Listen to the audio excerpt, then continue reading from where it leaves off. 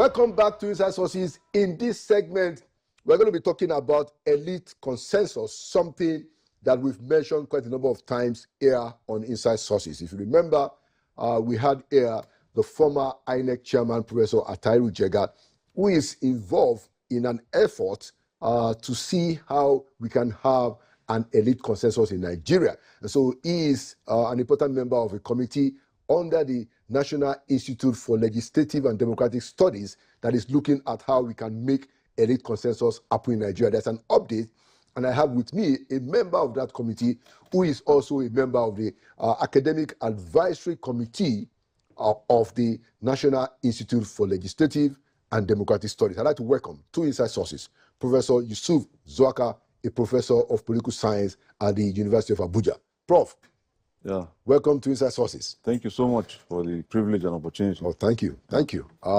So just for the benefit of our audience, let's just start from the imperative of national consensus. Yeah. Now, why do you think we need to have an elite consensus? Just let's kick it off like from there.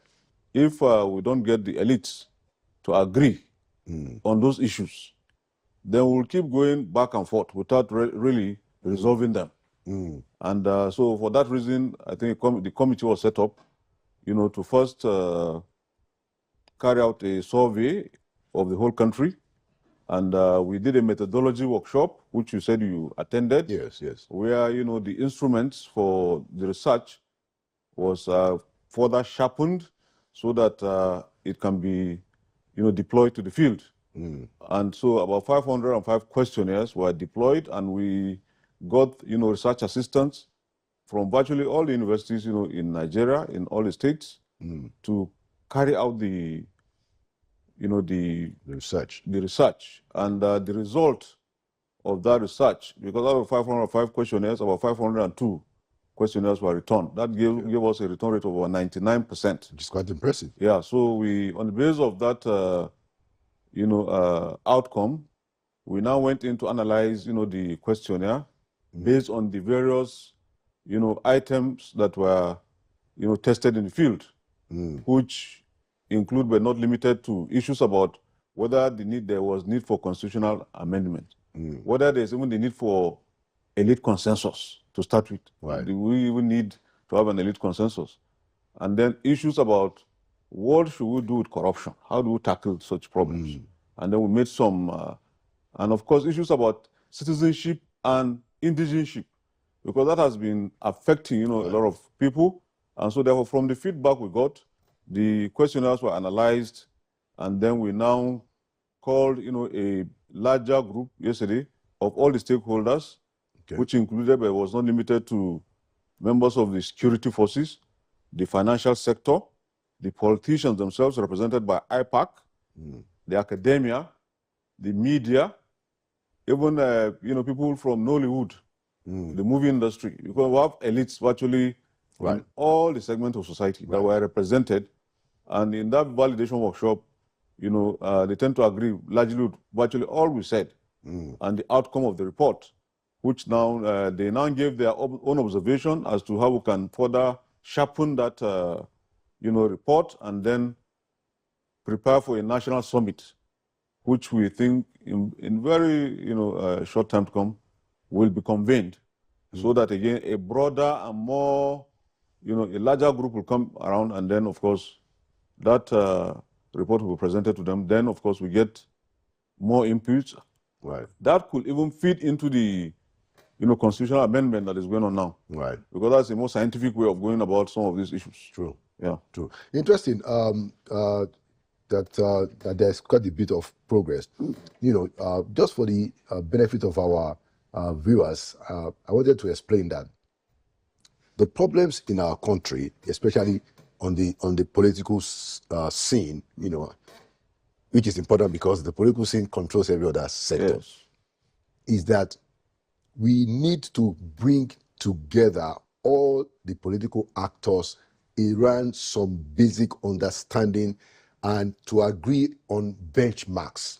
So, for instance, regardless of ethnicity, regardless of political parties, regardless of our religion and all the other things that separate us, that we should have, the elites should have an agreement. You know, some people have called it development bargain, all kinds of different names.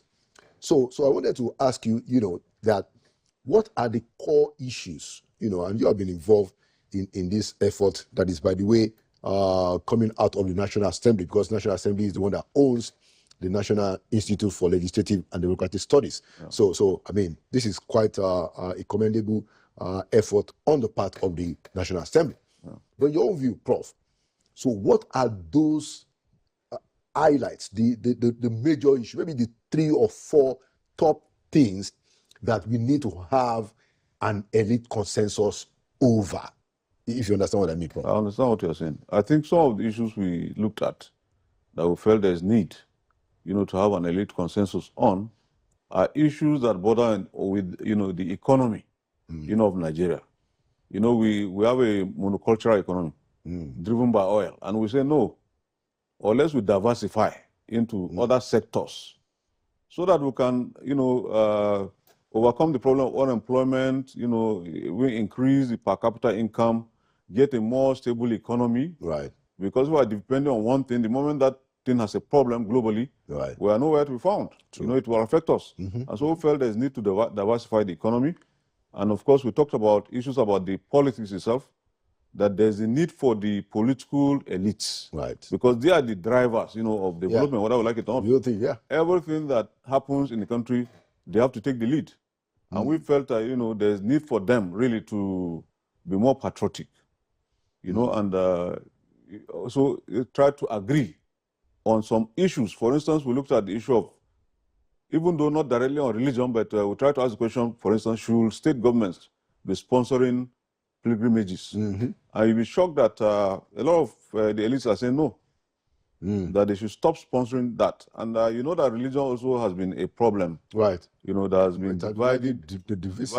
You know, the people have been exploiting it, you know, just to achieve their goals. Because what they do is to manipulate religion. It's not as if people are really serious about it, but how will they use it you know, to achieve their own advantages and so on?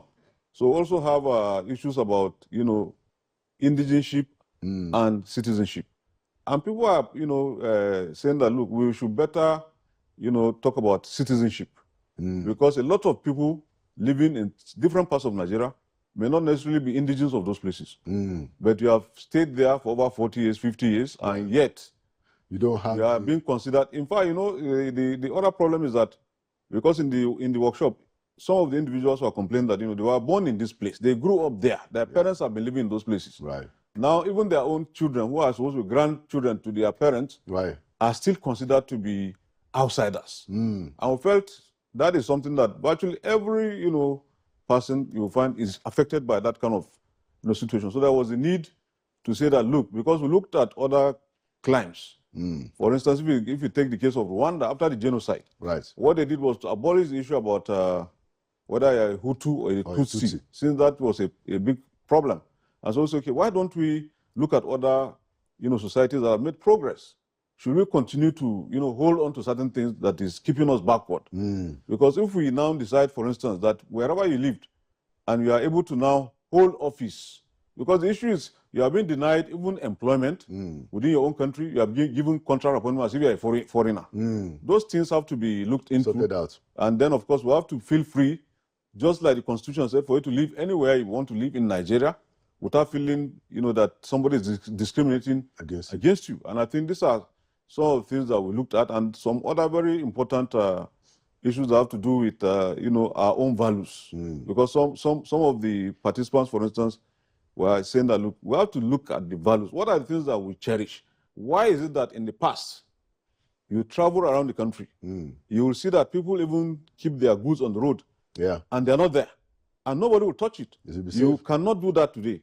Today, there must be a security man there, or else you come back in the morning, there will be nothing. The summit that you talked about.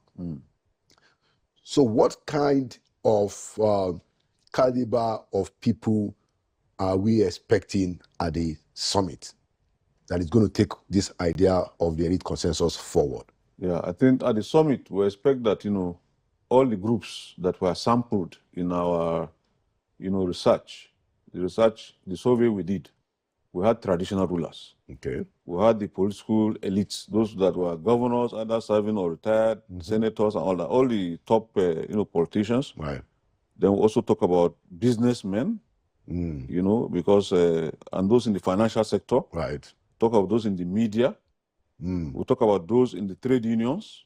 Okay. So we have a broad spectrum, You mentioned Nollywood too. Nollywood and all entertainment industry. So we have a broad spectrum of elites that were expected will be invited, to that summit.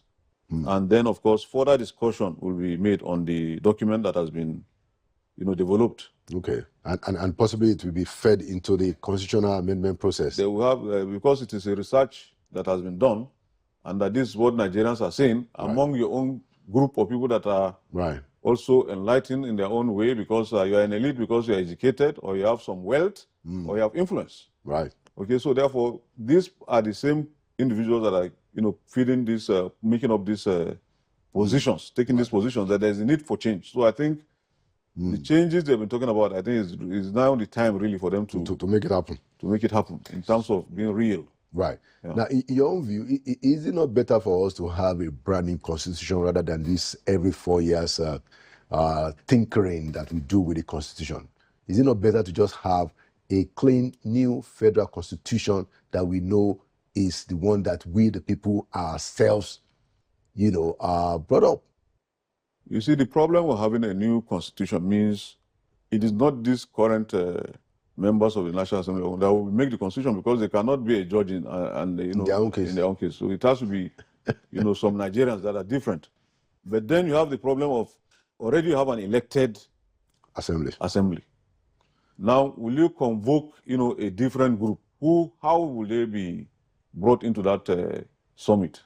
Or do we now dust other summits that have been done and see if we can get something that we can use as a new constitution? But the problem is the process of even making a new constitution is going to be very difficult, and even the amendments sometimes may not see the light of the day.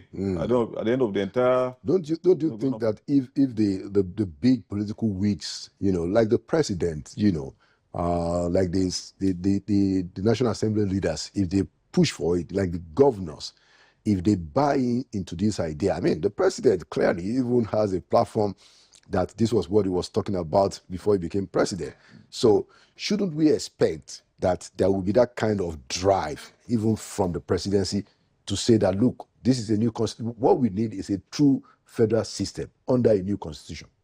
Yeah, is that something too difficult to expect? It is not too difficult. That's why I talk about the political will. If they are willing, for instance now, the president and the National Assembly. Now, luckily for them, they even have majority, both in the House of Reps and in the Senate. And even the governors, they have majority. The 24 governors they're looking for to do anything in Nigeria, they have it.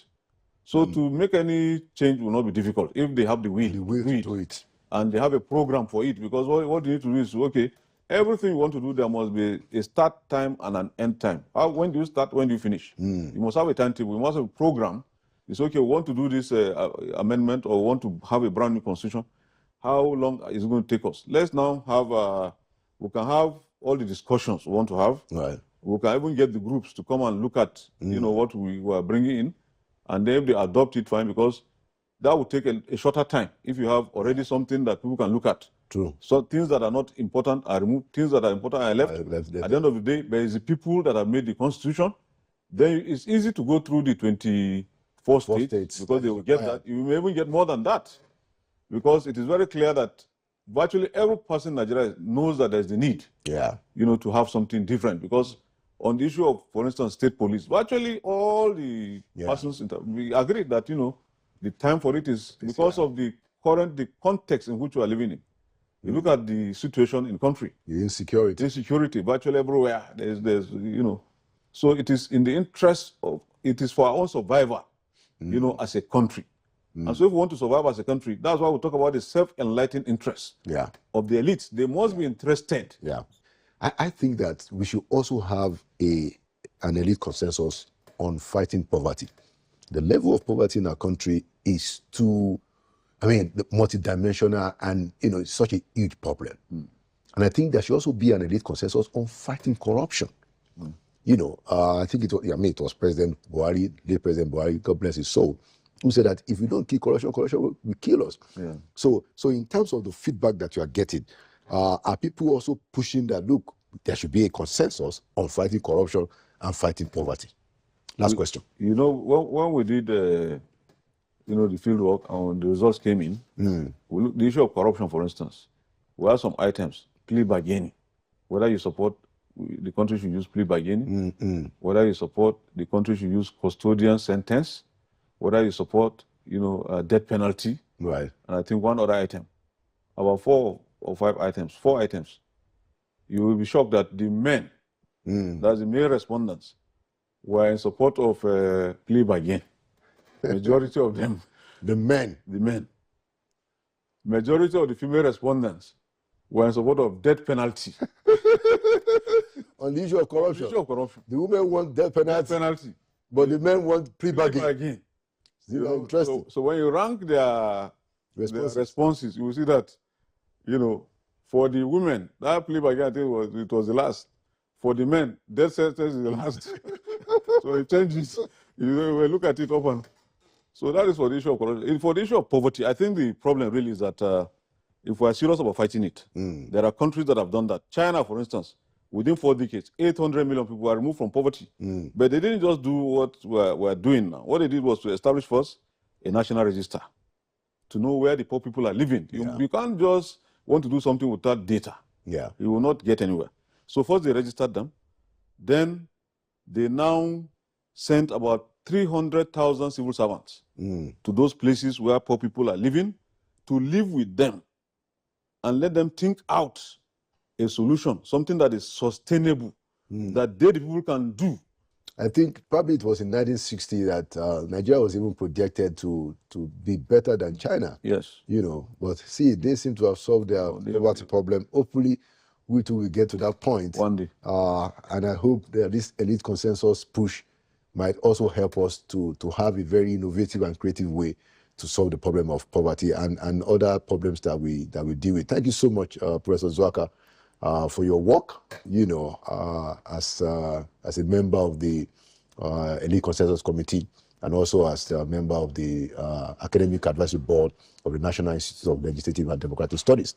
And thank you for coming to Inside Sources. Thank you so much for the opportunity. And thank you for your work as a professor of political science. Thank you. All right. Thank you so much. Thank you, sir. All right.